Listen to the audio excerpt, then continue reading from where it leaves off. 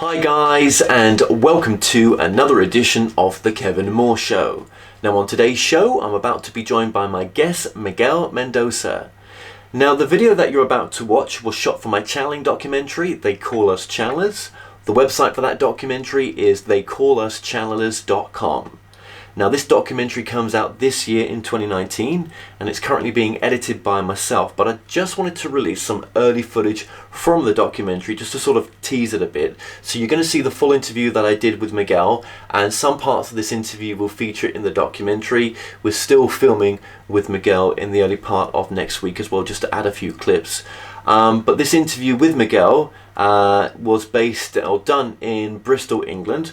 But just to give you a bit of background on Miguel, he has an honours degree in geography and history.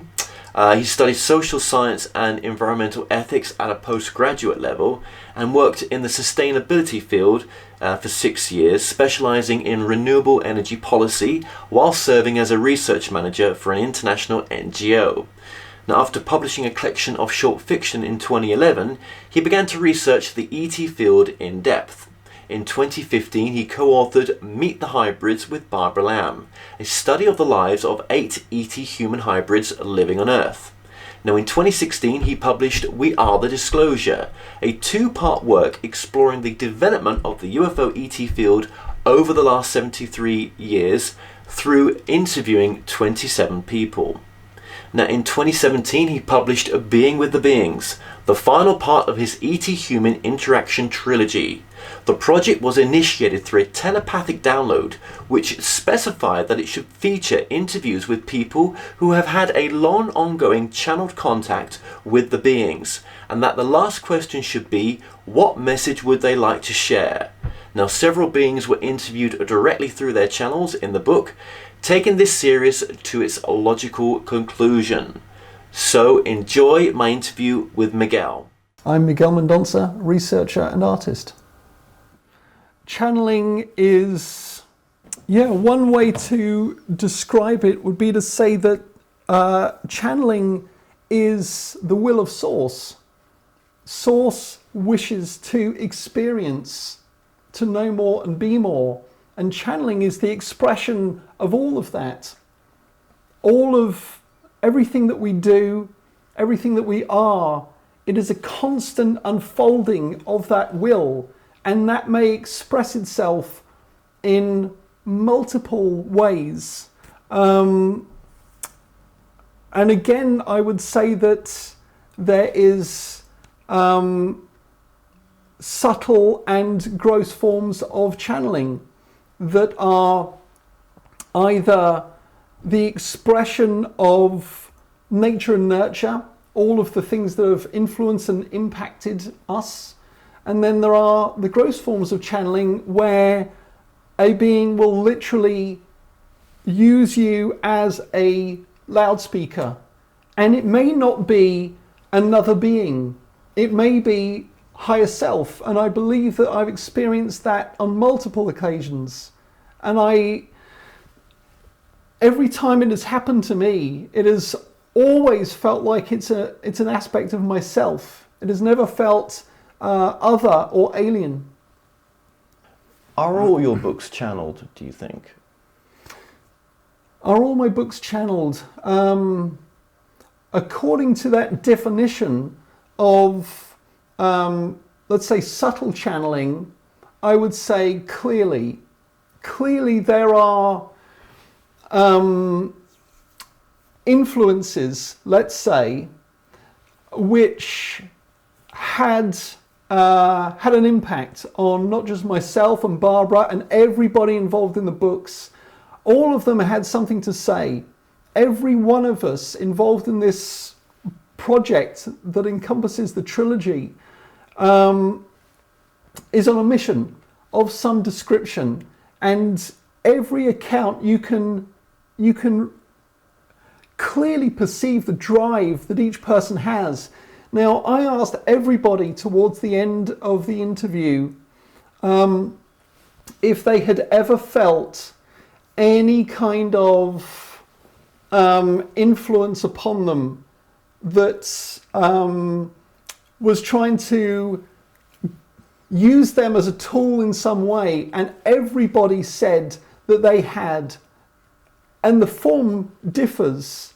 For some people, it was like, yes, it's my guides, it's my team, it's my mission. I know as a soul I incarnated for the purpose of doing this work.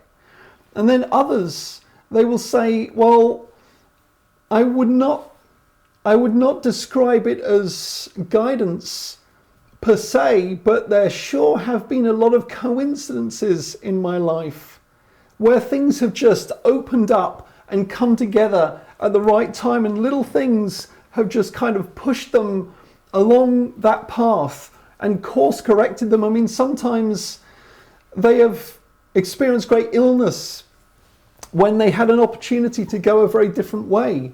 So it certainly varies, but everybody I've spoken to recognizes that there's been something at work in guiding them on this path.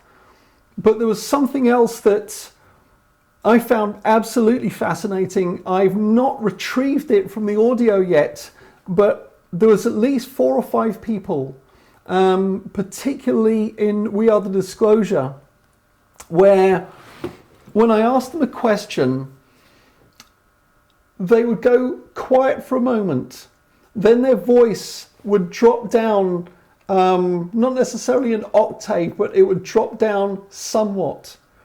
They would speak in a very slow, measured way and structure their answer in exquisite sentences, capping off a paragraph with a perfect final point. Then there would be a pause, and then their voice would go back to normal and they would carry on speaking. And this happened to 4 or 5 people, and it was as if it was the same being that was expressing itself through all of these different people, because the voice was absolutely the same and not one of them was conscious of it. And that I found fascinating. So where was the interest in doing the books that you've written? Well, that I would say has been unfolding over time. What I think is of primary relevance is that, and this is a memory that only sort of resurfaced in the process of doing this work, because it was, okay, so the short answer is that at the age of 3, I had an experience that set the tone for my life. I was in my Auntie Joan's living room in Eastbourne in 1976, having just come over from Rhodesia, where I was born, and my parents were in the room somewhere. There was adults off to my left someplace, and suddenly I was aware of an awareness all around me, a consciousness, an invisible consciousness that was everywhere, that was very aware of me and was aware that I was aware of it. And following this, I understood that what we perceive with the senses, the physical senses, is simply one layer of reality, but there are multiple layers of reality that coexist with us at all times. Now, I had no language to describe any of this in my thoughts. So to me, this was all instinct. This was pure awareness. And that presence, I recognize, has always been in my life. Some people would call it God. Some people would say, well, that's your guides. Different people, they might say it's your ancestors. It's a spirit guide. It's other people would say it's ETs. Some people would say there's no difference. There's no difference between all of those beings. Then about the age of 5, I got taken to see Star Wars, and I think the same year or the following year, my dad gave me a book on UFOs, which I still have. And reading that it was clear to me that this was a feature of reality, that you don't get this caliber of trained observation through astronauts, pilots, etc., saying there is something completely different going on up there. It's not ours. We didn't make it. We can't make it.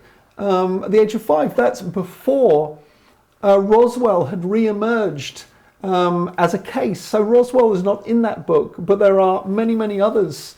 And then I retained an interest. I loved science fiction. And then I think I started having sort of UFO sightings. I think the first one was late 90s. Then I've had a handful since then. And all are things that apparently shouldn't be there because apparently the technology doesn't exist. So you had a different job before starting all this work. There was a different career path. Mm-hmm. What was that career that you had before this work? Prior to this, I was a researcher on sustainability and renewable energy, particularly with a focus on policies and practices. And I found endless overlaps between the two subjects. Both are things that are major threats to the kind of established power structures on this planet. Renewable energy obviously is an affront to the conventional energy industry, to the way that people have thought about energy, big centralized production, versus decentralization. And if you think about renewable energy, we go back to the craft and the question of those propulsion systems apparently don't exist and can't exist. How on earth could you create the kind of dynamics that exist in these craft? Clearly there is an energy source at work that would again be a major threat of various forms to the conventional energy industry. And I think they're both about liberation. They are both about connection. Environment, to me, shows us the limitations of materialism, that a constant focus on the material and materialism, there are limits to that, and if you breach the limits, it's game over. And I think the whole cosmic question, whatever we want to call this field, I feel it is the same thing. It's also about materialism. The kind of experiences that people have over and over and over again are showing us that there are forms of existence that are non-material. Certainly there is the capacity to manipulate matter, to change one's own density, to change the way that we appear to one another, to change the way that we interact with the three-dimensional world. And all of these things, I think,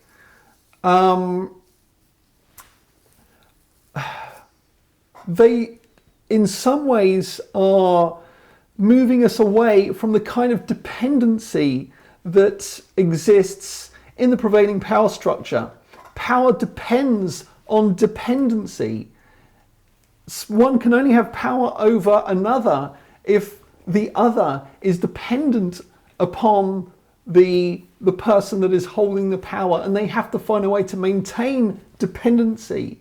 And I think all of these things are liberating, not only in, let's say, economic terms, but it is about being liberated from the type of divide and rule that exists.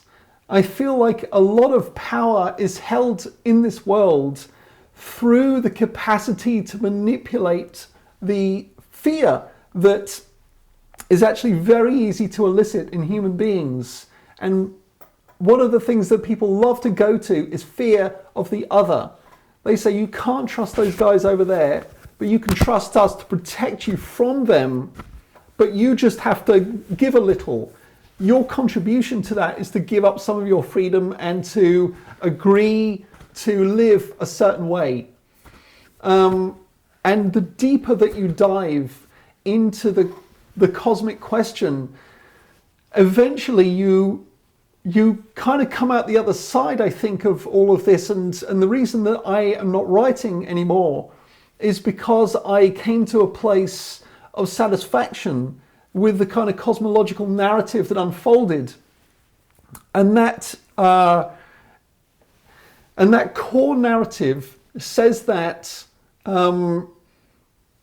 if you want to say in the beginning was source, that's one way to think about it. People will say there is no such thing as time, but if you say that somewhere on the timeline there was source, and that's all there was, one conscious entity that existed, and that entity wished to experience, to grow, to evolve. And the way that it did that was by separating into many pieces. And those fragments of itself can find manifestation either as pure consciousness, as subtle matter, as dense matter. And we here are, you and I, connecting, the people watching this, all of us are fragments of that source. We are, through our interactions, evolving and connecting and growing. And through all of that, we are channeling one another. Because all things are connected, everything that exists is influencing us. So we, at all points, are channeling everything that there is. It may be that that channeling, again, is quite subtle through channeling genetic or cultural, sort of nature and nurture influences. Or it could be that with certain individuals, it's a kind of gross channeling where an entity is literally speaking through their mouth because they want to connect with other people and give them a message. And your work, your documentary, you have had a focus on this to understand what is that process, who are these beings, what is it that they wish to say, and being with the beings was a kind of channeled experience in that I was lying on this couch just having ordered the bound proof of part 2 of We Are the Disclosure, and it would take 4 days to ship from the United States. So I thought, great, I've got 4 days vacation, I'm just going to crash out and do nothing. I'm going to take a break, I've earned this. Having done back-to-back Meet the Hybrids, We Are the Disclosure Part 1, We Are the Disclosure Part 2, so those 3 books back-to-back, now I get to rest.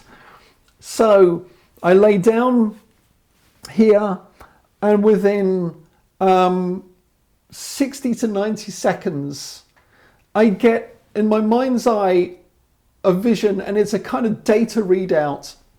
I get Being with the Beings, a book about people who have had long ongoing contact with the beings. Then I get a list of names, and I get a list of questions that I'm going to ask them. And the final question was, what message would they like to share? And I thought, well, that's not very subtle. Clearly this has come from somewhere. I had no train of thought at the time, nothing. All this just shows up. And the final question is, what message would they like to share? I thought, well, obviously somebody has something to say here. And I thought, well, if I am judicious in the people that I talk to, I am going to get to hear from many different beings through not just the formal channelers, but the informal channeling process that occurs. Every single person you've ever interviewed, I guarantee you, has had some form of channeled information that they have shared. So you knew that this book, Being with the Beings, was going to be a channeled book? Yeah, I mean, it's just that it would have many types of channeling in it. With your work then, the way that you've described the nature of reality of what this is, the beings and the work that you've done, would you say it's multidimensional? Yeah, I mean, I think that's exactly what I'm describing, that that all of manifest existence is multidimensional. That experience at the age of 3, that was my initiation into multidimensionality. But of course, the words initiation and multidimensionality did not exist for me at that time. I would say it's when I dived into this and started to talk to people that are steeped in it, then the language starts to come forth and you think, okay, why do I relate to that concept so much? And then things start to bubble up, they start to surface from your lived experience. And there it is. There'll be one example after another of this multidimensionality. And I'm almost certain that if you can get people by themselves, not necessarily in groups because people still don't have permission, culturally speaking, to discuss these things with any kind of seriousness, there's still a conditioning process of laughing it off. And so people, as a group, they would, people often express fear through laughter and ridicule.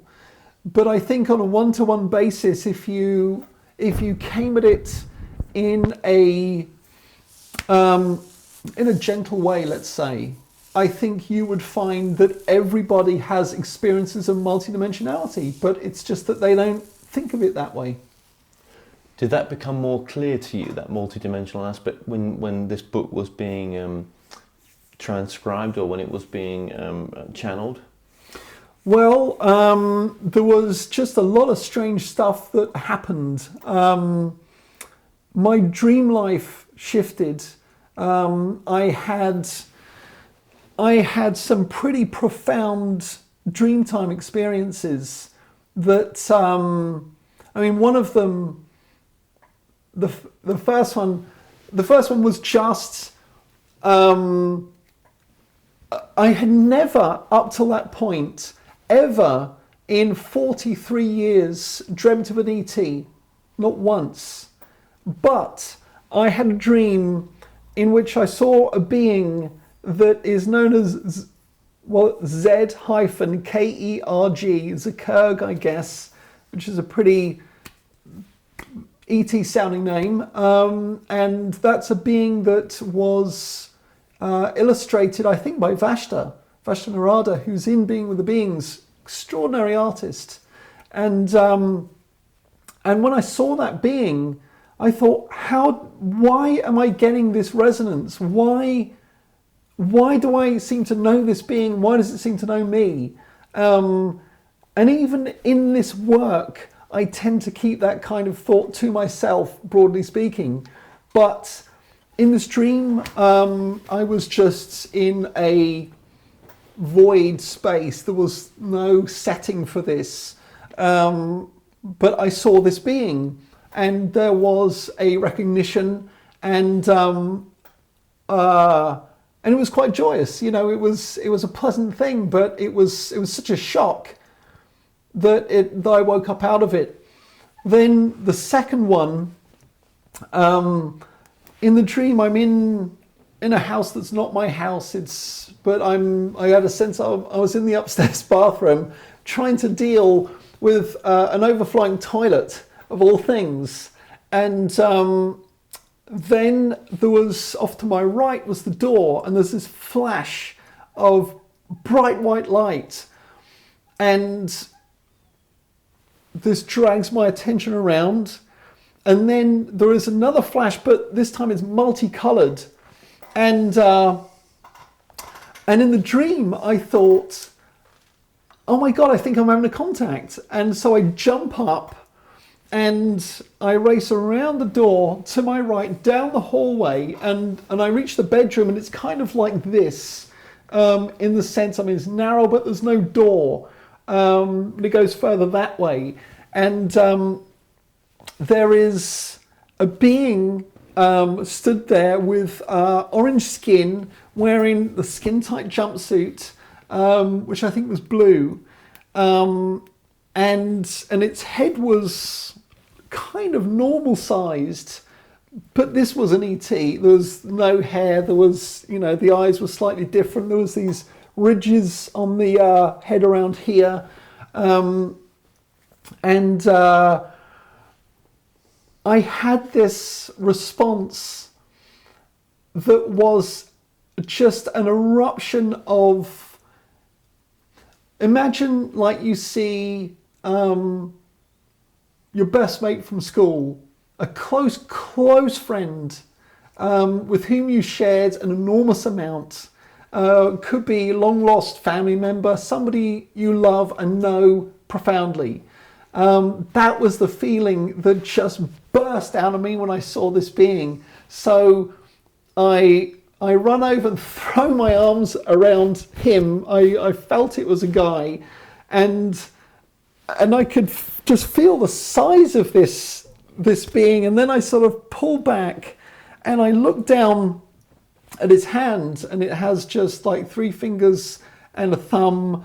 And the thing I really remember was holding its hand, because I didn't want to break the contact, and it was really just soft and pudgy, and so I squeezed his hand, and I could feel the bones in there, and then I was like, oh my God, I've got to get a picture. I have to be able to share this with people. I want to remember this. I want to share this. So I race over to there's an armchair. I grab my phone and telepathically says, he's like this. He says it won't come out. It's not. You're not going to get anything. And I have my phone in my hands. I'm like, no, I'll just mess around with the settings. I'll work it out. And then I look up, and the far wall. He basically says, no, it's time to go, telepathically, and the far wall, which would be sort of that wall where the bed is at the head end, the wall starts to soften, and all this kind of white but multicolored light is coming through this kind of hole in the middle, and we're going towards the light, and that's obviously, we just pass through there and off we go wherever. And that's it. I woke up, and I wrote the whole thing down in my journal. I did sketches of the being, and I was emailing Robert Fullington, the first guy. I said, oh my God, now I get why you described, when I asked you in a book interview to describe, or to give me the word you use for them, the first thing you said was loving family. And I said, now I get that. That is, I don't know if I'd ever seen that being before, but I absolutely felt it in my heart, this sense of loving family. So do you think you was experiencing what your experiencers that were being part of the book were getting to, and how they experienced their interactions? You were getting to have some of that experience? Yeah.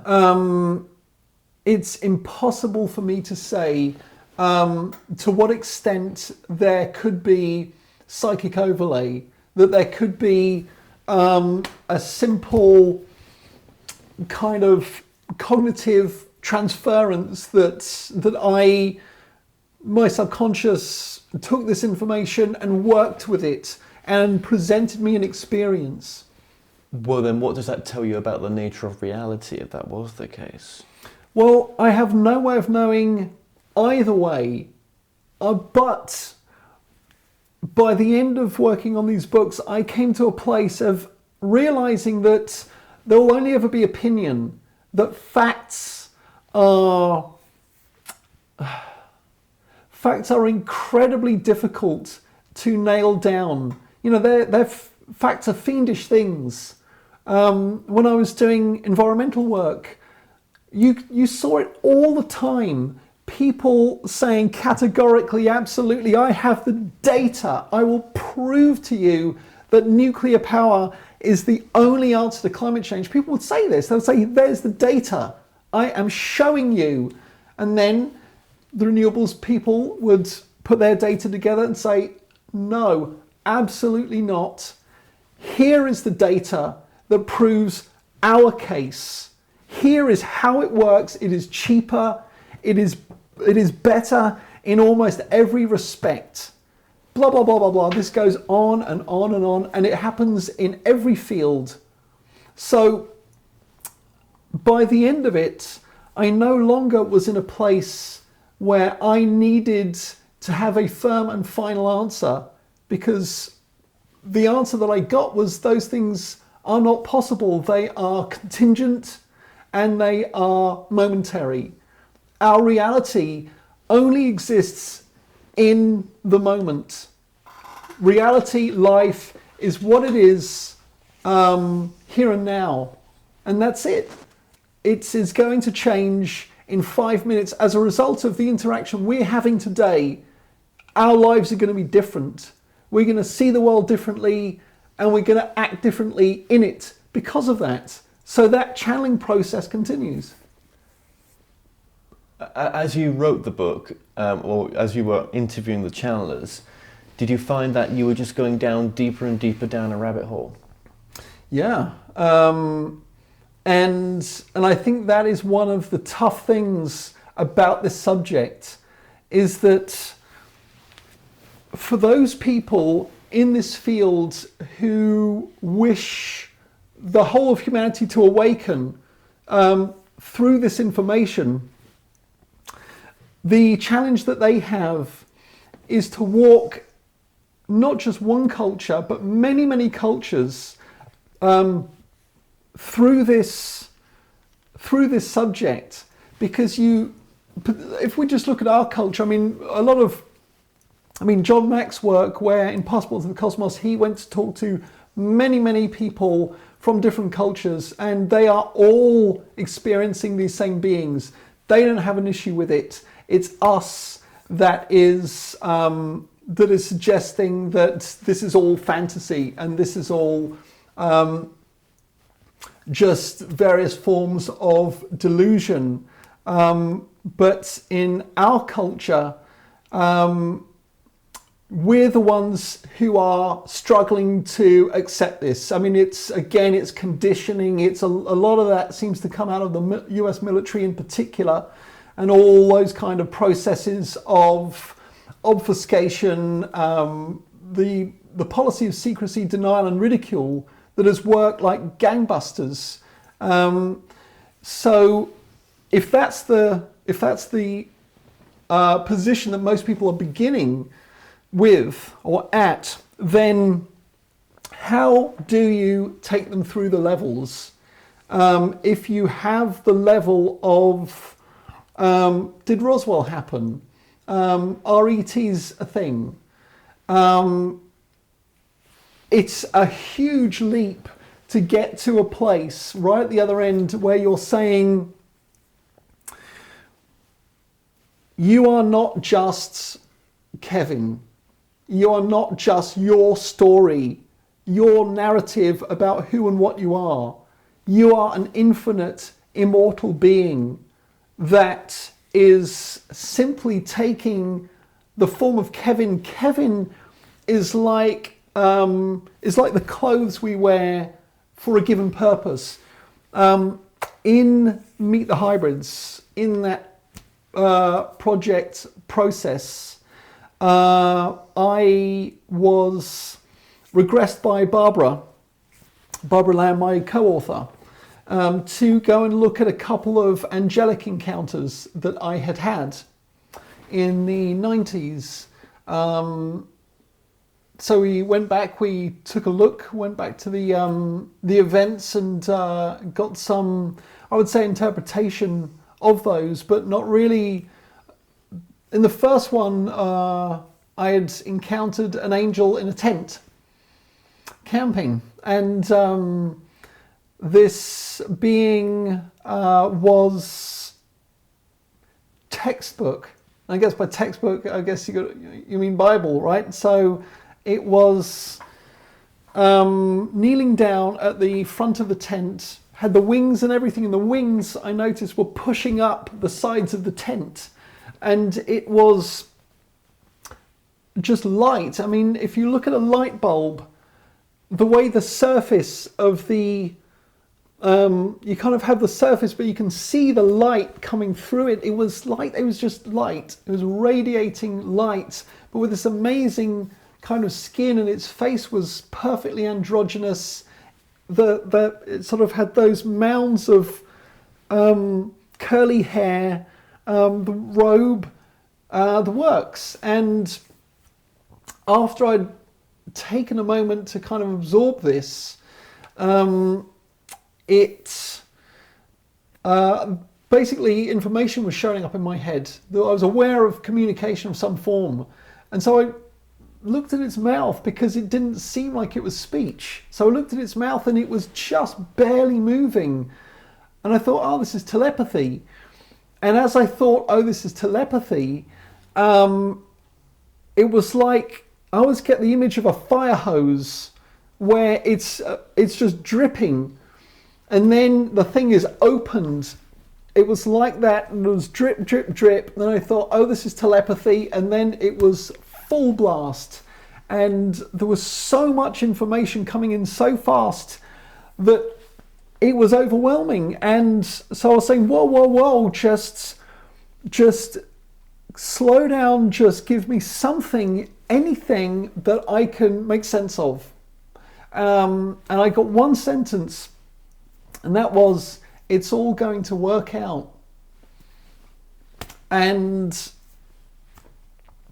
I don't know what to do with that. I have thought about it. I have, at times I just have to remember, and I think, well, have some faith.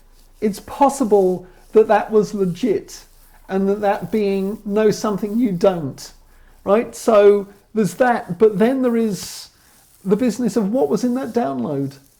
What exactly was said, what was given? How much of what I'm doing now came from that encounter? We'll never know.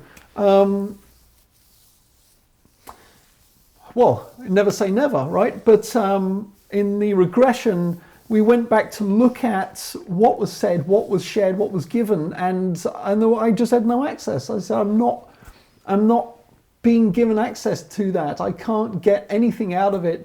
So we went to the next encounter, which was a near-death experience, which is in the book, and I've talked about that in other interviews.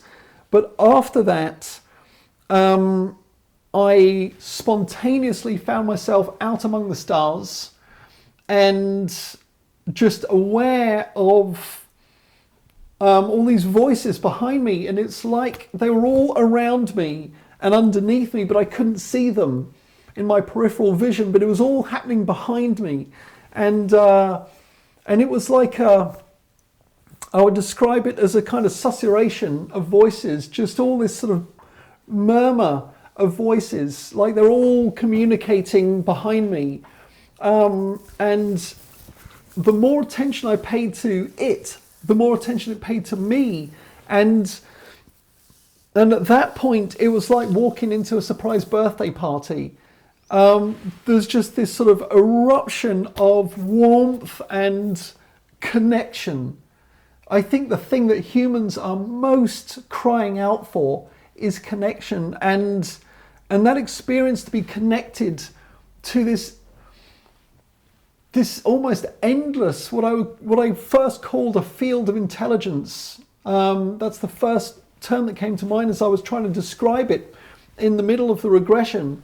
And then I wanted to look at it, and I turned around and I could see a as I was about here, that there are all these sort of like pinpricks of light, and that this whole mass of consciousness was all these little, tiny little, almost like the way that light would reflect off the head of a pin. There was just all of these,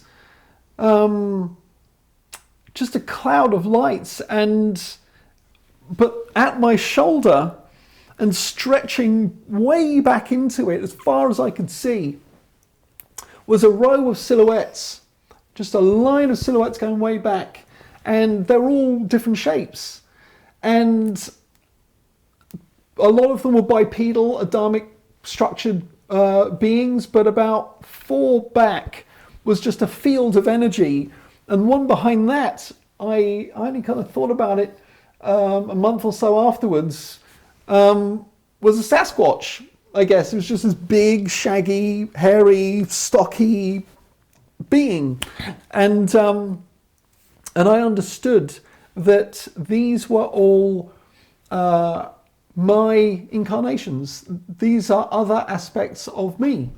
And then I understood that at the end of each incarnation, I will basically write a report. I will basically sum it up. What happened? What did I do? What didn't I do? What do I want to do next?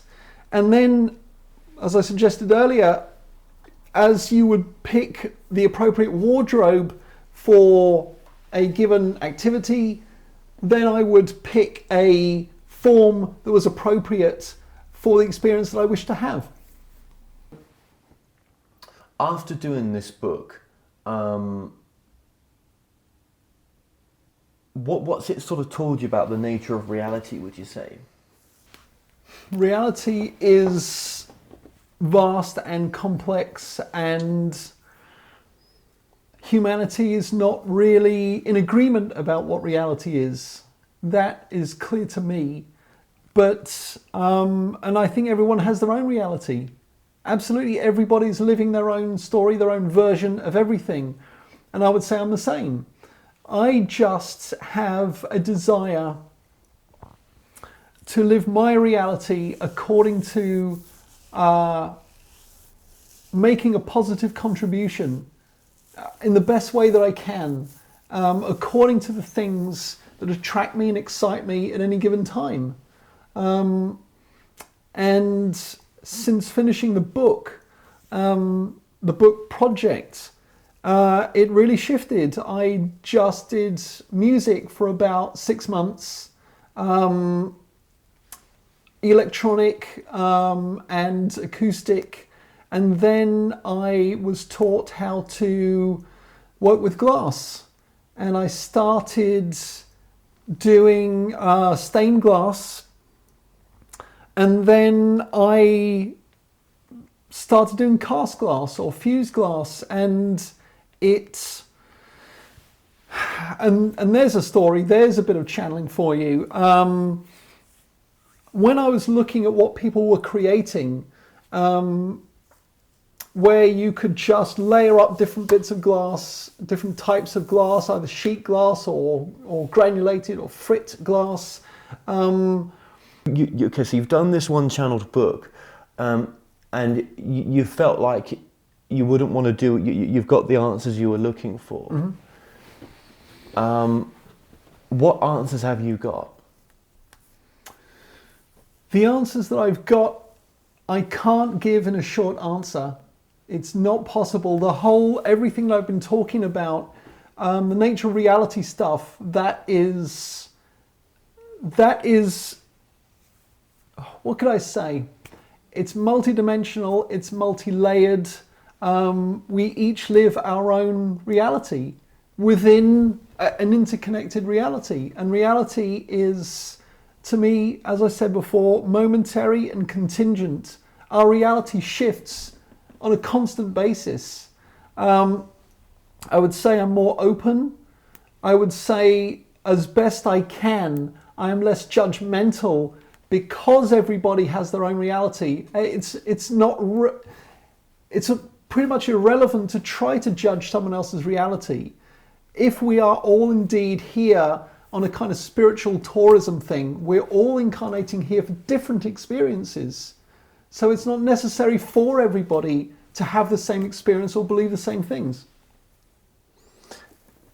Do you think there'd ever be a pull to, because what you've touched on, would you say even what you've touched on in that book is just surface level?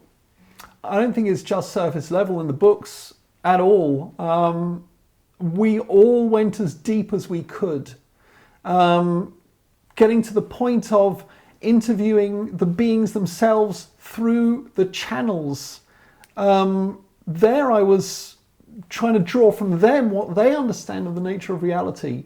So we all went as deep as we possibly could. In terms of surface level, how do we even know? We only know what we know. We don't know what is beyond it. But in that moment you had with them, if you had deeper questions to ask them, which in that present moment that wasn't available for you, but had you have done, you would have found there's even much more of a Pandora's box to go to. Yeah, that's inevitable. I mean, there is a fundamental flaw in human thinking, I believe, and that is that the way we see reality is the way that reality is. What you asked me what I got out of all of this, as much as anything, it is just that openness. It is just that willingness to say, I don't know. I have experience, I have information, but I'm not going to tell you this is how it is. I'm only going to say this is how it appears to me at this moment. Would you be surprised that the beings are only going to give you information at the level at which you're at? So when you can ask the deeper questions or push yourself to go beyond what you think you could ask, actually the answers are there, but it's never ever going to be given on a plate. Well, you can only ever absorb information at an appropriate level. You can't go into learning Chinese and starting off with complex grammar. It won't make any sense to you. You have to start with hello, my name is Miguel, how are you? You have to build, obviously. And when you're talking about something that is this complex, when I was interviewing the hybrids in Meet the Hybrids, I was pushing them as far as I could think to push them. And they said, listen, the beings themselves will tell us they don't have all the answers. Nobody really does. I think that is the truth. I think my sense of how it is that simply everybody has their own truth. So do you think then that actually those beings that have come through that book, we look upon them as being more wise and more knowing than we are, but actually they are learning just as much through us as we through them? Yeah. I mean, we're all seekers. We're all explorers. We are all moving through this, I think, attracted to certain things, driven by certain things. And it all comes from, I think, what is it that makes us up at any given time? And again, it goes back to that idea of subtle channeling, and also this idea of what you pick consciously as a soul. What do I want to experience in my next incarnation? And so you pick the most appropriate form for that. So I feel like there's, in a way, perhaps a slight contradiction there, but I think one of the things that also shifted for me is that I got comfortable living with contradiction and paradox. Well, also, did you become more comfortable with any stuff that's been going on in your life as well?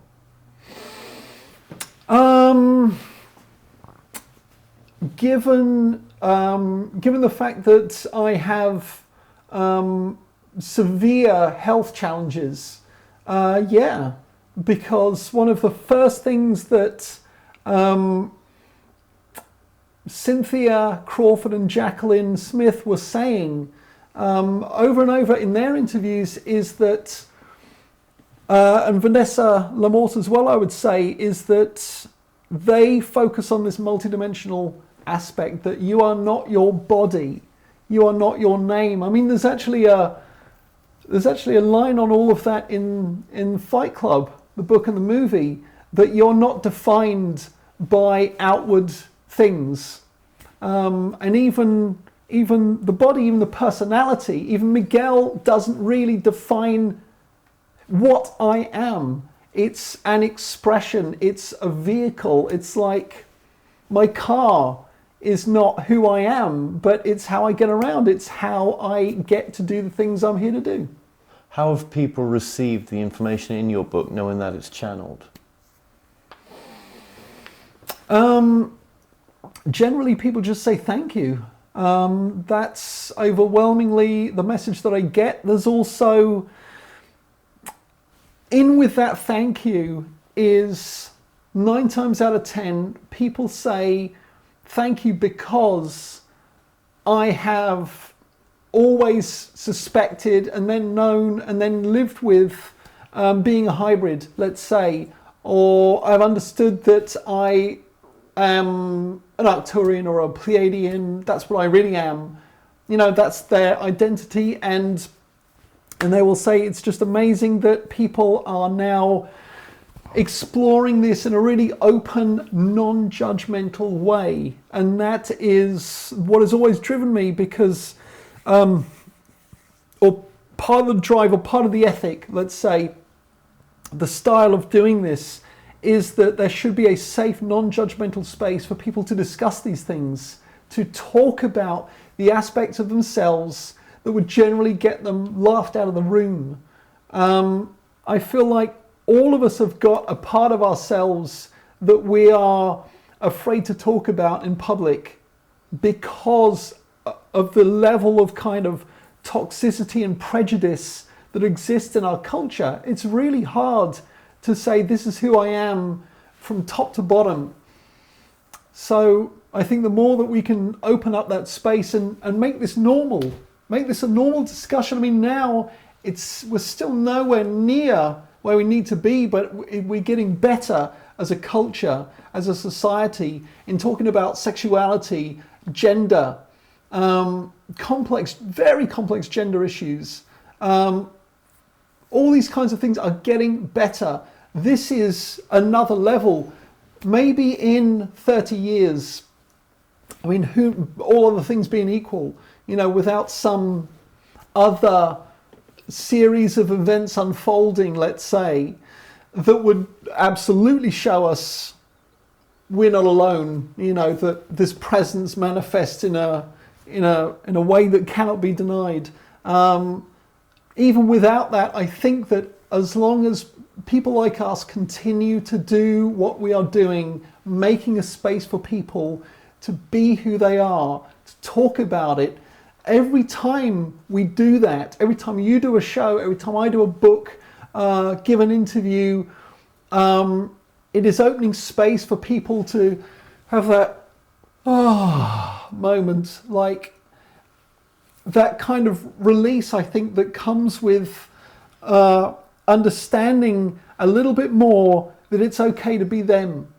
This led into you doing the last book and getting into music and getting into glass as well. Yeah, and that's kind of a funny one, because the glass started as one of the women in Meet the Hybrid, Cynthia Crawford, was coming to the end of her life. She had brain cancer, and when I first got the news and discussed it with her, I just had this sentence going round and round my head: the work must continue, the work must continue, the work must continue. And I didn't think about it a lot at the time. I thought that meant the job that she did of being a connector, being a nexus point. People were attracted to her from around the world. Many people I've come to know in this field came through Cynthia. How they found her, I don't know. But plenty of people in the books, like Meet the Hybrids, kind of happened because of her in some ways, and her contacts, her network. So when Cynthia was coming to the end of her life, I was taught how to do stained glass, but my interest was always in three-dimensional work, making lights specifically. It was always around light. And then I started to think about doing casting, and I had a vision when I was in the glass store of an ET face coming through a piece of glass, and when I thought about it, I saw one of Cynthia's sculptures that was given to me by one of the other hybrids, Juju. And when Juju had showed me this guy on Skype, there was just a sense of this. This sounds crazy, I know, but everybody who's ever had one of Cynthia's sculptures has these stories, that there was a connection. That's the sanest way I can put it. There was a sense of connection, and Juju said, "Oh, I'll send it to you." And I was like, "Well, that's crazy. I mean, it costs a lot of money. It's yours." And she said, "Look, nobody ever owns anything, not really. And often things just come to us so that they can get to the right person." So she sends me the sculpture, and I thought, okay, well, I could incorporate this being in the sculptures, and that's how these were born.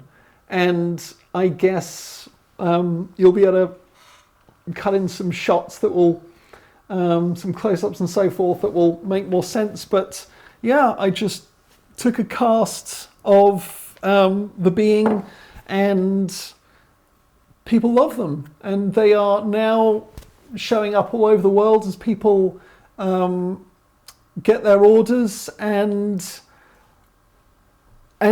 at the beginning, I was getting so many visions when I was doing stained glass of different objects and lamps and lights and all kinds of things.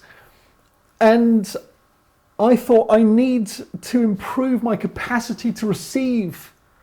And I was getting this sentence going round and round my head again, which said, clear the channel, clear the channel, clear the channel. So I started meditating. That's the short version. Went to a friend who was taught TM, with the Maharishi back in the 70s. My friend David, he sent me to somebody at the TM Center. I did my initiation, and I meditated twice a day ever since. And as the idea had come to me, when Cynthia she'd already passed over at that point, but she had always said, yes, my body will go, but I will still be working with you guys from the ships. That was always her belief. That's what she said in every conversation we had post, as soon as she'd had the diagnosis. So in this meditation, as this idea was germinating, I was thinking about it and thinking, well, is that okay to do with Cynthia's work?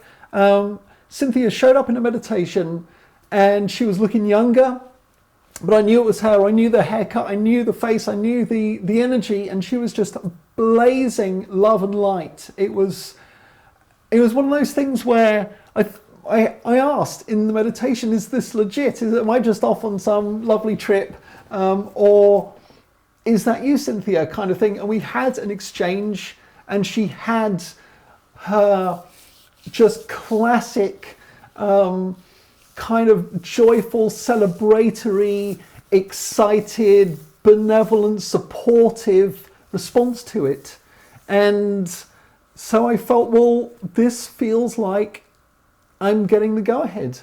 And off I went, and people have already said, somebody who received theirs said that she was meditating with it, and it connected with her and said, "I am a catalyst for growth and evolution." So Cynthia was getting those messages from from people who had her sculptures. So it feels like that sense that the work must continue is occurring, and that is another form of channeling, I guess, that I've experienced.